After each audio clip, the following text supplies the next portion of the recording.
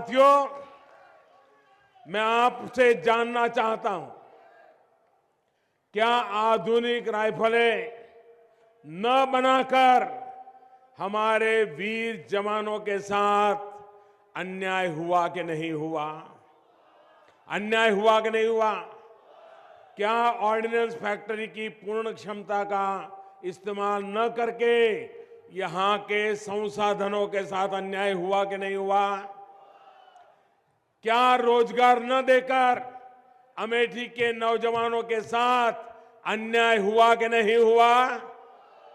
साथियों, पहले जो सरकार थी उसने सुरक्षा बलों की सुरक्षा को नजरअंदाज करने में कोई कोर कसर बाकी नहीं रखी। हमारे वीर जवानों को बुलेट प्रूफ जैकेट के लिए कैसे तरसाया गया, इसे देश को बार बार याद कराना आवश्यक है। साल 2009 में सेना ने 1,86,000 बुलेट प्रूफ जैकेट की मांग की थी।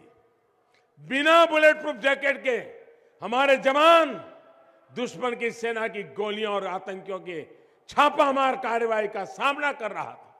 अपनी जान की बाजी लगाकर आतंकियों के साथ खतरनाक एनकाउंटर करता था। 2009 से लेकर 2014 तक 5 साल कम समय नहीं होता है, लेकिन सेना के लिए बुलेट प्रूफ जैकेट नहीं खरीदी गई। ये हमारी ही सरकार है जिसने बीते 4.5 वर्षों में 2,30,000 से ज्यादा बुलेट प्रूफ जैकेट खरीदने का ऑर्डर दे दिया। मैं आज अमेठी में आया हूं तो आप लोगों से जानना चाहता हूं कि देश के वीर जवानों को राइफल का इंतजार कराने वाले, बुलेट प्रूफ जैकेट का इंतजार कराने वाले ये लोग कौन थे? कौन लोग थे? मैं किसी का नाम नहीं लूंगा, लेकिन आप भली भांति जानते हैं कि ये कौन लोग थे। आप भली भांति जानते हैं कि कौन लोग थे। और इसलिए भाइयों बहनों,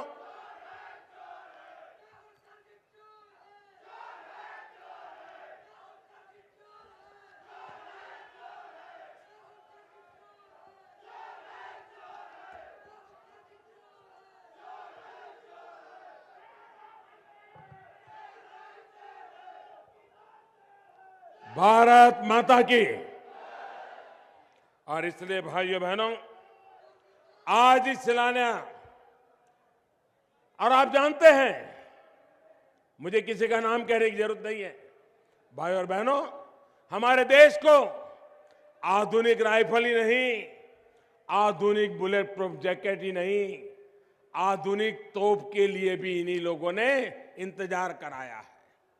ये हमारी ही सरकार है जिसने आधुनिक हॉविट्जर तोप को सौदा किया और अब तो भारत में ही ये बनाई जा रही है।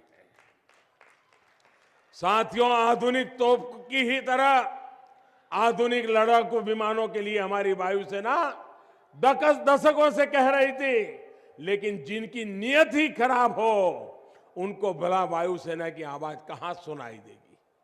ये लोग सालों तक राफेल विमानों के सौदे पर बैठे रहे और जब सरकार जाने की बारी आई तो उसको ठंडे बस्ते में फेंक दिया।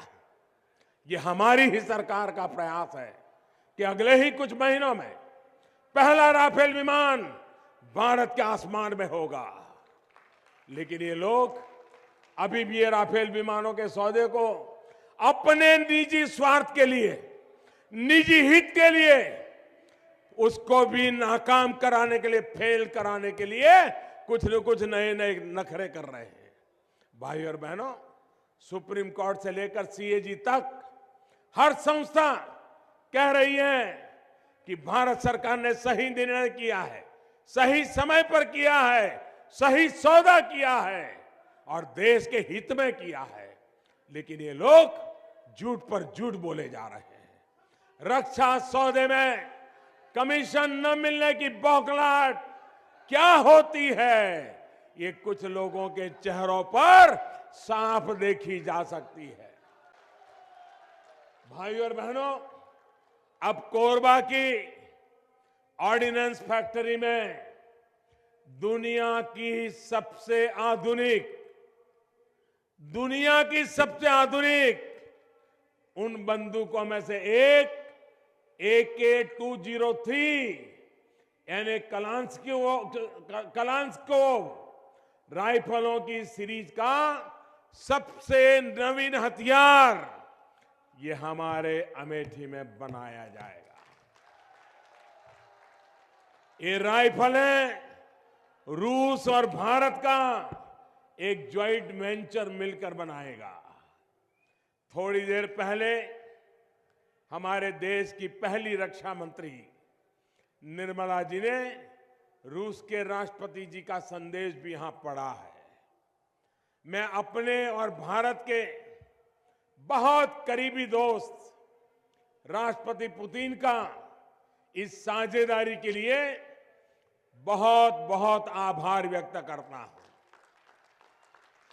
ये ज्वाइंट वेंचर बहुत कम समय में उनके सहयोग से संभव हुआ है। उनके मित्रतापूर्ण संदेश और शुभकामनाओं के लिए भी मैं राष्ट्रपति पुतिन का बहुत बहुत आभारी हूं। साथ ही इस ज्वाइंट वेंचर से जुड़े रूसी मित्रों को भी मैं धन्यवाद और बधाई और इसकी सफलता के लिए शुभकामनाएं देता हूं। साथियों, कुछ लोग दुनिया में घूमते घूमते बताते रहते हैं, हर गांव में जाके made in Ujjain, made in Jaipur, made in Jaisalmer, made in Baroda भाषण करते रहते हैं। उनके भाषण ही रह जाते हैं। ये मोदी है। अब मेड इन अमेठी, ये मेड इन अमेठी AK-203 राइफलों से आतंकियों और नक्सलियों के साथ होने वाली मुठभेड़ों में हमारे सैनिकों को निश्चित रूप से बहुत बढ़त मिलने वाली है। अमेठी की फैक्ट्री में अब लाखों की तादाद में ये राइफलें बनाई जाएगी। आगे जाकर के यहां जो राइफल बनेगी वो दुनिया के दूसरे देशों में भी निर्यात की जाएगी। इसलिए ये फैक्ट्री अमेठी के नौजवानों के लिए रोजगार के नए अवसर भी ला रही है और देश के विकास और सुरक्षा के लिए भी एक नया रास्ता खोल रही है। साथियों, आधे अधूरे मन से जैसे इन लोगों ने देश की सुरक्षा की परवाह नहीं की, वैसे ही व्यवहार अमेठी के लोगों के साथ भी किया गया। अमेठी के लिए क्या क्या कहा गया था, लेकिन आज अमेठी की स्थिति क्या है ये आपसे बेहतर कौन जानता है। भाइयों और बहनों, जब नियत न हो, जब गरीब का भला करने की मंशा न हो, जब लोगों से सिर्फ झूठ बोलना हो, तो यही परिणाम आता है। अब याद करिए, यहां पर लगी स्टील फैक्ट्री भी सिर्फ इसलिए चली गई क्योंकि इसके लिए गैस की व्यवस्था नहीं की गई। यहां के मेगा फूड पार्क के साथ भी यही किया गया। वहीं हमने स्टील फैक्ट्री के बारे में सोचा तो गैस पाइपलाइन की व्यवस्था की। अब ये स्टील फैक्ट्री अमेठी को रोजगार देने के लिए और देश में स्टील उत्पादन को और गति देने के लिए तैयार है। भाई और बहनों, यही हाल गौरीगंज में साइकिल की फैक्ट्री लगनी थी, उसका भी क्या हुआ? किसानों से जमीन ले ली। हाँ, इसलिए मेरे हाथ वहीं किया। किसानों से जमीन ले ली गई, फैक्ट्री नहीं लगाई और जमीन पिछले दरवाजे से अपने नाम कर ली। अमेठी के विकास के नाम पर आपकी भावनाओं से इसी तरह खेला गया है। साथियों, जब सत्ता स्वार्थ बन जाती है, वंश और विरासत को विस्तार देना ही एकमात्र लक्ष्य बन जाता है, तब देश की जरूरतों का पीछे छूट जाना बहुत स्वाभाविक होता है। जब अपने लोगों का, अपने रिश्तेदारों का भला करना प्राथमिकता बन जाता है तो सामान्य मानवीय के कल्याण की भावना खत्म हो जाती है। दुर्भाग्य से अमेठी के साथ यही हुआ है। भाइयों और बहनों, आज से जो काम यहां शुरू हो रहा है, ये काम 8-9 साल पहले शुरू हो जाना चाहिए था। कोरबा की इस फैक्ट्री को बनाया ही इसलिए गया था कि यहां आधुनिक राइफल बनाई जाए, लेकिन इसकी पूर्ण क्षमता का कभी इस्तेमाल ही नहीं किया गया। अमेठी की ये फैक्ट्री इस बात की गवाह है कि पहले कैसे हमारी सेना और सुरक्षा बलों की आवश्यकताओं को नजरअंदाज कर दिया गया। साथियों, देश की सुरक्षा के लिए हमारी सेना ने साल 2005 में आधुनिक हथियार की अपनी जरूरत को तब की सरकार के सामने रखा था। इसी के देखते हुए अमेठी में इस फैक्ट्री के लिए काम शुरू हुआ। आपके यहां के सांसद जब 2007 में इसका शिलान्यास किया, तब ये कहा गया था कि साल 2010 से इसमें काम शुरू हो जाएगा। हुआ क्या? हुआ क्या? उन्होंने कहा था कि नहीं किया? कहा था। उनकी सरकार थी कि नहीं थी? वो जो कहे वो होना चाहिए था कि नहीं होना चाहिए था? हुआ क्या? अरे जो इतना ही नहीं कर पाते उनका भरोसा काहे को करते हो?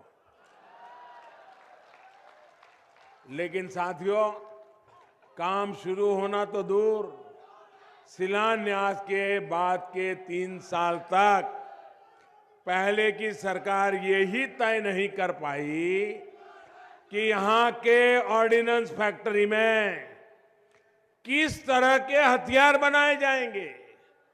इतना ही नहीं, ये फैक्ट्री बनेगी कहां, इसके लिए जमीन तक उपलब्ध नहीं कराई गई। साथियों, सोचिए, जिस फैक्ट्री में साल 2010 में काम शुरू हो जाना चाहिए था, उसकी बिल्डिंग 2013 तक लटकी रही। बिल्डिंग बनने के बाद जैसे तैसे यहां काम तो शुरू हुआ, क्योंकि सामने चुनाव था, कुछ तो दिखावा करना जरूरी था, लेकिन आधुनिक राइफल तब भी नहीं बनी। और यहां, हां, ये भी मत भूलिए कि फैक्ट्री में इन्होंने वादा किया था। ये कहते हैं ना कि हम वादा करते हैं, निभाते हैं, हम कभी झूठ बोलते नहीं हैं। ये भी बहुत बड़ा झूठ बोलते हैं। और ये भी मत भूलिए, उन्होंने कहा था कि 1500 नौजवानों को रोजगार देने का वायदा किया था भाई। 1500 लोगों को फैक्ट्री में वादा किया था। इस अमेठी की बात है, देश की नहीं कर रहा हूं। लेकिन इतनी बड़ी बातें करने वाले लोगों ने अमेठी की लोगों की आंख में धूल झोंकी और सिर्फ 200 लोगों को काम मिला। और आज देश भर में रोजगार के भाषण देते घूम रहे हैं। अमेठी के मेरे भाई और बहनों, अब आज इतने वर्षों के इंतजार के बाद अमेठी की ऑर्डिनेंस फैक्ट्री में दुनिया की सबसे आधुनिक राइफलों में से एक का निर्माण शुरू होने जा रहा है।